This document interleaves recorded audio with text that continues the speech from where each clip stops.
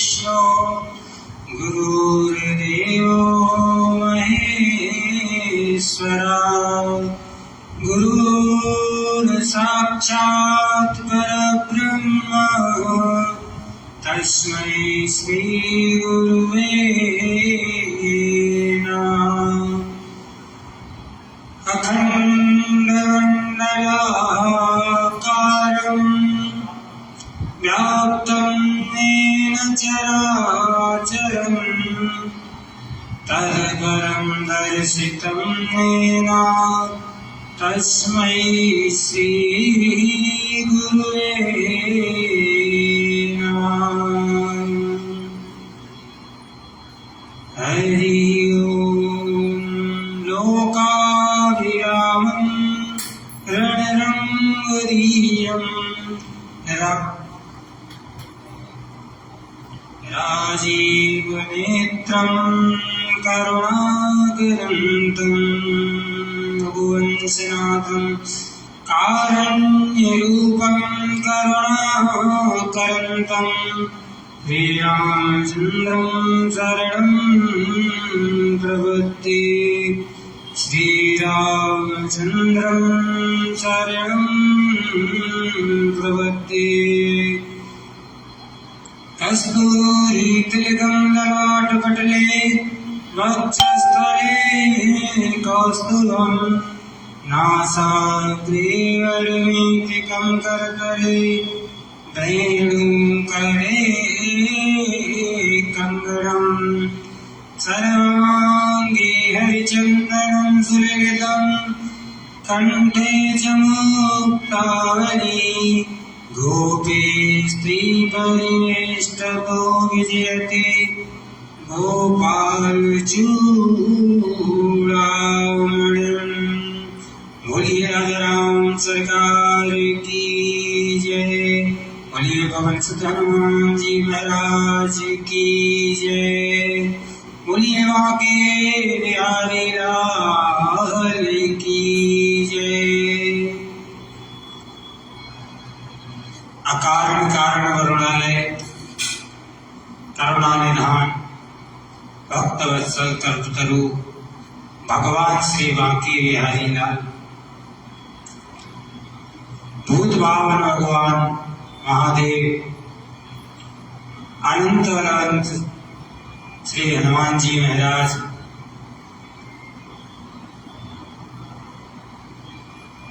प्रत्यक्ष एवं अप्रत्यक्ष सभी देवी देवताओं का सभी को प्रणाम करते हैं। आइए श्री राम नाम की ध्वनि से आज श्री राम कथा का प्रारंभ करते हैं। सीताराम सीताराम राधे राधे श्याम। सीताराम जय सीताराम राधे श्याम जय राधे श्याम। सीताराम जय सीताराम राधे श्याम जय राधे श्याम। सीताराम जय सीताराम राधे श्याम जय राधे श्याम। सीताराम जय सीताराम राधे श्याम जय राधे श्याम। बोलिए बांके बिहारी लाल की जय। हमारे मंदिर के प्रधान श्री ललित गोस्वामी जी महाराज, सरपरस्त एन गोसाई जी, सरपरस्त श्री अशोक अरोड़ा जी, कोषाध्यक्ष श्री संजय दत्ता जी, श्री पूर्व पार्षद श्री नरेश गोस्वामी जी, महिला मंडल की श्री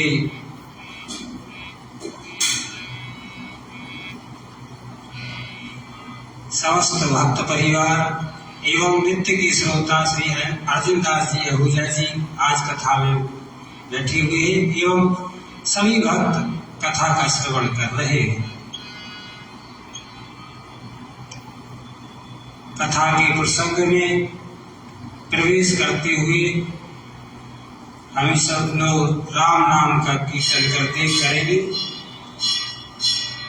सीताराम जय सीताराम, राधे श्याम जय राधे श्याम, सीताराम जय सीताराम, राधे श्याम जय राधे श्याम, सीताराम जय सीताराम, राधे श्याम जय राधे श्याम। कल आप लोगों ने श्रवण किया कि राघवेंद्र सरकार जनकपुरी को देख करके जल्द ही राजभवन की ओर चले हैं और उन्होंने लखनलाल जी से कहा कि लखनलाल, हमें घर चलने में बहुत देरी हो गई है और हमें शीघ्र अतिशीघ्र महल की ओर प्रस्थान करना पड़ेगा, नहीं तो गुरुजी क्रोधित हो जाएंगे। मर्यादा पुरुषोत्तम श्री राम जो जगत के पालक हैं, उनको भी उस मर्यादा का बोध है जो गुरु शिष्य की मर्यादा होती है।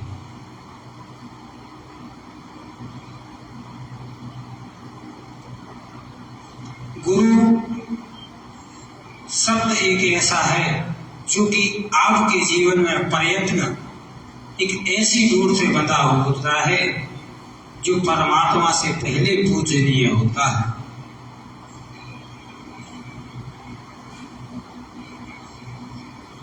गुरु की आज्ञा भगवान के लिए भी सर्वोपरि है।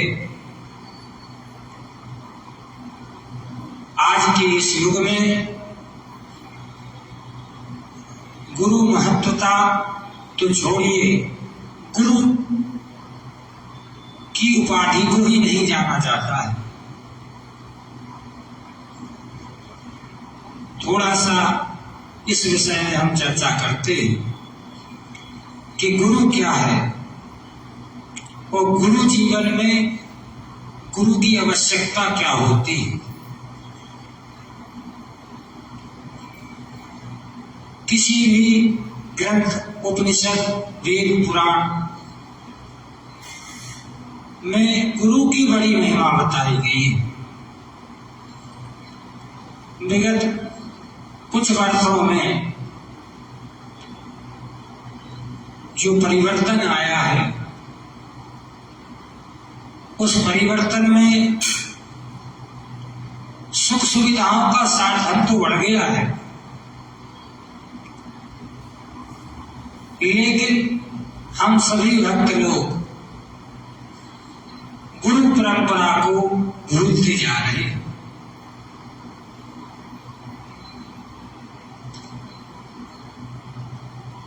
रामायण जी में एक चौपाई है, मात पिता गुरुदेव की वाणी और बिना विचार परे पछताने। माता पिता और गुरु, जिस प्रकार की हमारे जीवन में माता पिता का अमूल्य स्थान होता है, उसी प्रकार गुरु का भी हमारे इस जीवन में बड़ा ही महत्व है। कहा जाए तो गुरु के बिना कोई भी किया गया दान, पुण्य, धर्म, कर्म गुरु के आशीर्वाद द्वारा फलीभूत नहीं होता।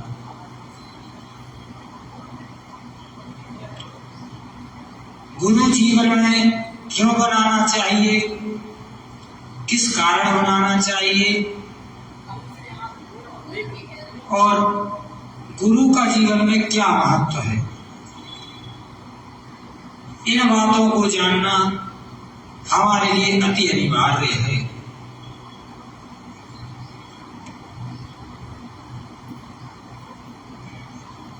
गोस्वामी तुलसीदास जी जब हनुमान चालीसा का पाठ, हनुमान जी की स्तुति आरंभ कर रहे थे, तो उन्होंने सबसे पहले वंदना किसकी की?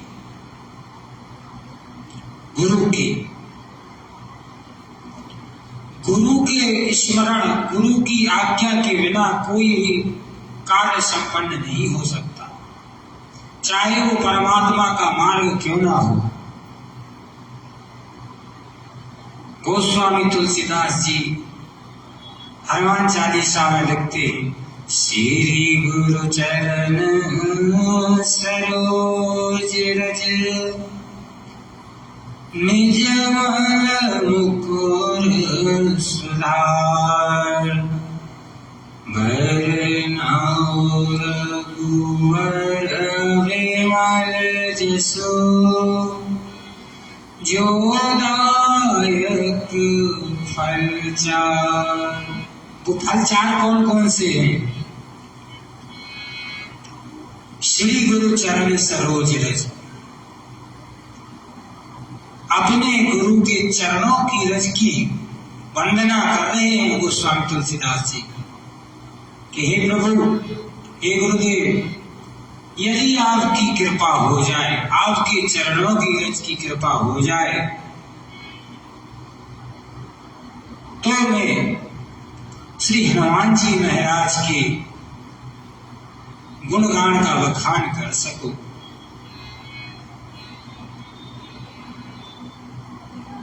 उससे होगा क्या?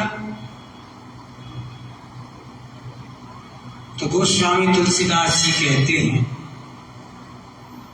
14 एक फल चार। यह फल कौन कौन से हैं? धर्म, अर्थ और काम, मोक्ष। इन चारों फलों को प्राप्त करते हैं गुरु की वंदना। जो मनुष्य अपने गुरु की नित्य प्रति दिन वंदना करता है, पूजा करता है, उसको निश्चित ही मोक्ष की प्राप्ति होती है। गुरु गोविंद जी कहते हैं, गुरु गोविंद तो खड़े काके लागो पाओ, बलिहारी गुरु आपनो गोविंद दियो दिखाए।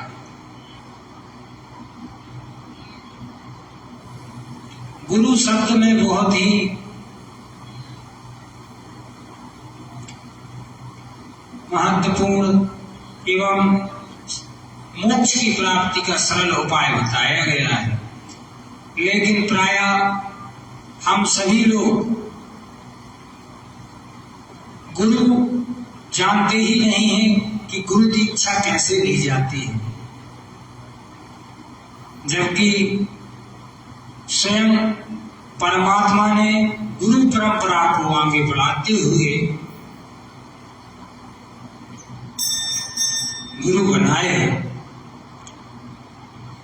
जगत के पालनकर्ता को क्या गुरु बनाने की आवश्यकता पड़ती है? जिनकी एक भ्रकुटी टेढ़ी मात्र कर देने से सारी सृष्टि का विनाश हो जाता है।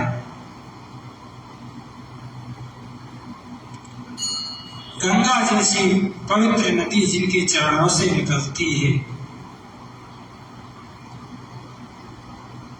चारों वेद जिनके द्वारा प्रकट हुए हैं, उनको क्या गुरु बनाने की आवश्यकता पड़ती? लेकिन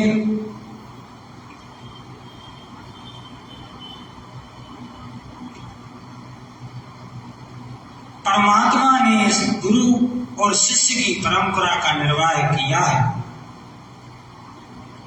और गोस्वामी तुलसीदास जी कहते हैं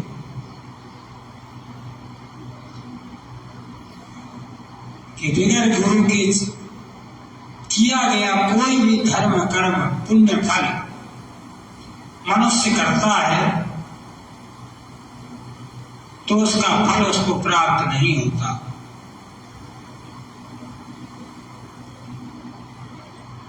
गुरु एक वह वस्तु है जिस प्रकार की हम किसी डॉक्टर के पास जाते हैं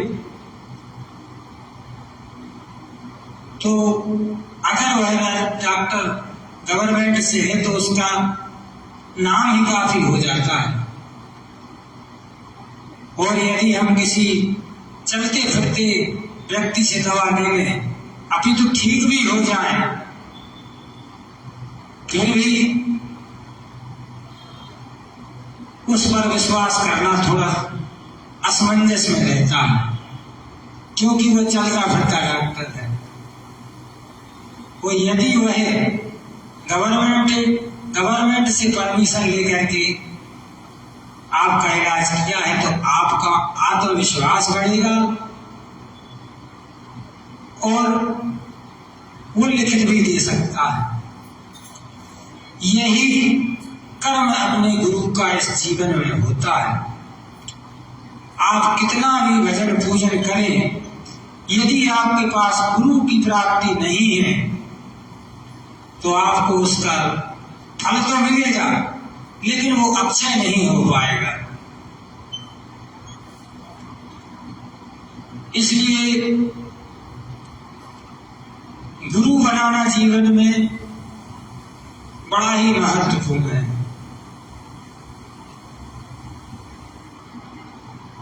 कुछ लोग तो आजकल गुरु दीक्षा या गुरु वर्ण के लिए भूल ही गए। एक बार मैं किसी जगह पूजन कराने गया और हवन कराते समय मैंने गुरु मंत्र से 5 आहुति डालने के लिए बोला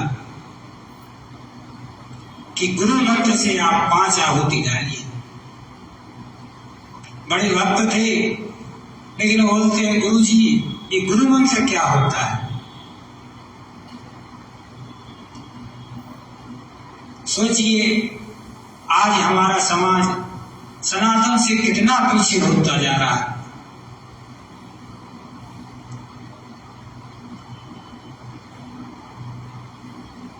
बोलते हैं, मैंने पूछा गुरु क्यों नहीं बनाया, बोलते हैं आज तक कोई ऐसा मिला ही नहीं जिसको हम गुरु बनाए।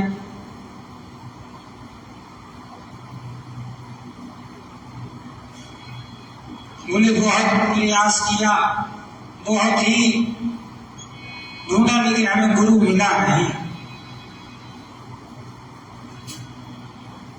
तो मैंने उनको कहा भगत जी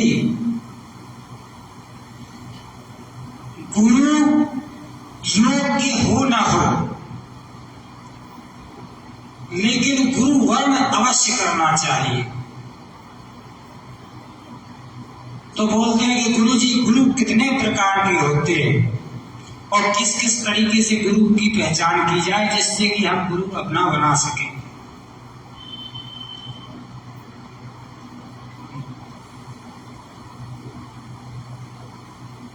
गुरु की कुछ पहचान बताइए, क्योंकि बोले हम तो ढूंढते ढूंढते थक गए और गुरु हमें मिले नहीं अभी तक। आधा सा जीवन व्यतीत हो गया और गुरु नहीं बनाया। जीवन में जो भी सत्कर्म पुण्य धर्म किए वो अधूरे पड़े। मैंने उनको सलाह दी कि इस जो वर्तमान काल चल रहा है इस समय गुरु के लिए बड़ी डिमांड होती है। गुरु जी फेमस होना चाहिए, हम गुरु जी के पास जाएं तो हमें गौरवान्वित होना चाहिए। और कुछ लोग गुरु इस तरीके के चुनते हैं जो गुरु की इच्छा तो ले ली पर गुरु जी के दर्शन कभी नहीं होने। बस हमारे गुरु जी वो हैं। गुरु का वर्ण ऐसा करना चाहिए जो किसी भी विपत्ति, किसी भी शुभ कार्य में या किसी भी परामर्श में आप जाकर के गुरु से परस्पर बातचीत कर सके और गुरु की आज्ञा, जो गुरु की आज्ञा हो उसका पालन करना चाहिए। तब जाकर के शिष्य अपनी सभी मनोरथों को पूर्ण करता है। और गुरु द्वारा दी गई सलाह कभी असफल नहीं होती, क्योंकि उसका मान भगवान भी रखते हैं। कई पौराणिक कथाओं में इसका वर्णन है। वृंदावन के एक संत थे। वृंदावन में आश्रम बना करके रहते थे।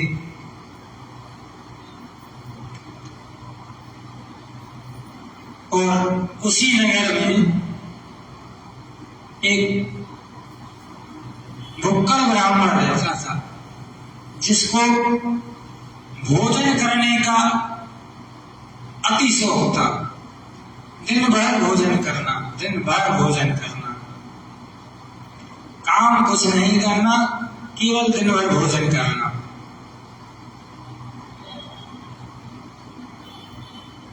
ऐसे हालात जब घर में हुए, माता पिता थे नहीं,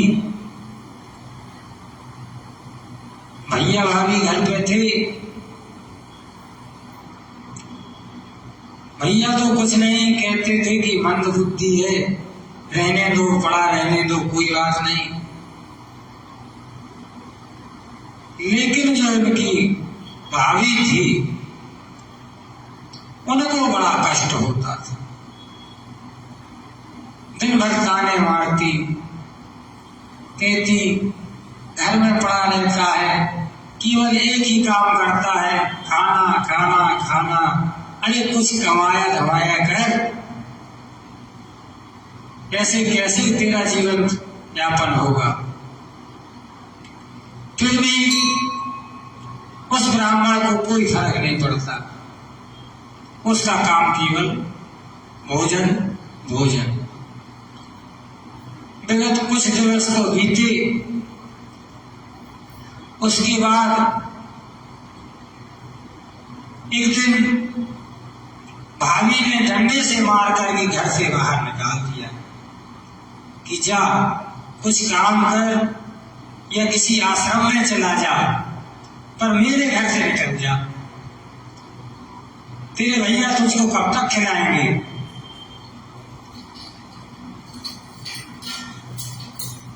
देखिए, जीवन में सबको प्रिय वही होता है जिसके पास धन हो।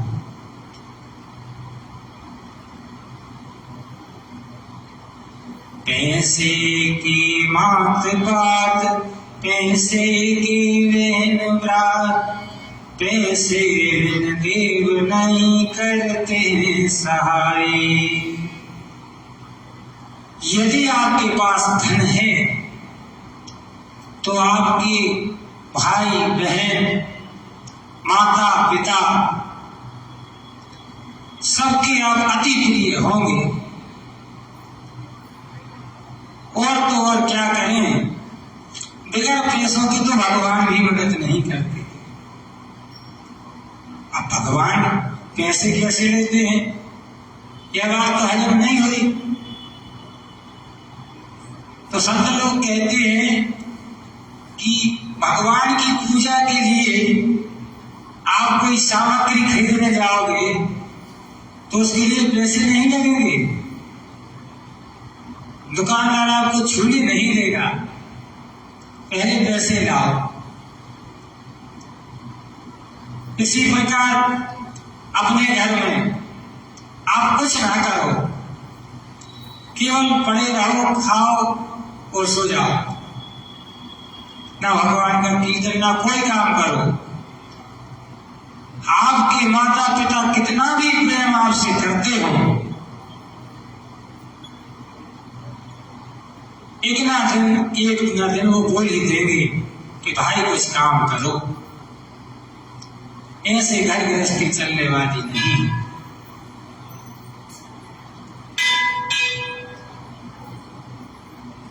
कहने का तात्पर्य है कि जब कोई ब्राह्मण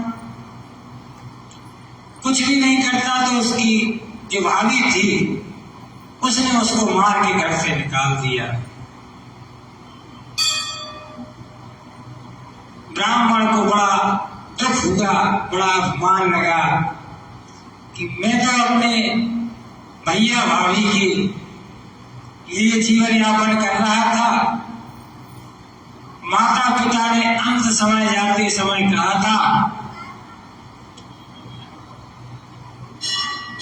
कि यह तुम्हारा छोटा भाई है और थोड़ा मंद बुद्धि है, और हमारे जाने के बाद बेटा तो इसका ध्यान रखना। और इस प्रकार के वचन कहकर के माता पिता का देहांत हो गया। और आज वही भाई वही भाभी मुझे मार के घर से बाहर निकाल दिए। अब मैं कहाँ जाऊं और क्या करूं इस जीवन का। Incoming voice call from